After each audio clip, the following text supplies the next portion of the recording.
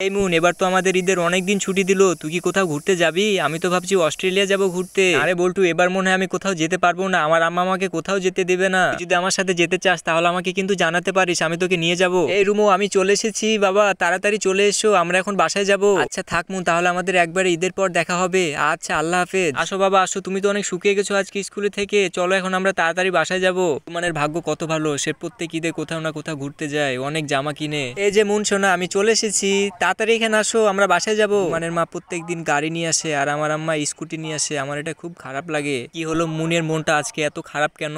কি হলো? আজকে আমি শপিং করতে নিয়ে যাব, তার যা ইচ্ছে তাই নিয়ে দেবো, তাহলে আজকে মুনের মনটা ভালো হবে। মুন সোনা তাড়াতাড়ি আসো, আজকে আমার তাড়াতাড়ি বাড়ি যাব, তোমার জন্য আমি অনেক মজাদার খাবার রান্না করেছি। মা তুমি এভাবে আর আমাকে ডাকবে না, আমার খুব খারাপ লাগে তুমি এভাবে ডাকলে। আরে মা এদিক শোনো। শোনা, রাগ করে না, চলো আমরা এখন বাসায় যাই, আজকে অনেক তো লেট হয়ে গেল। তোমার সাথে স্কুটিতে বসে কখনোই বাসায় যাব না, আমি পারলে হেঁটে হেঁটে বাসায় যাব, থাকো এখানে তুমি।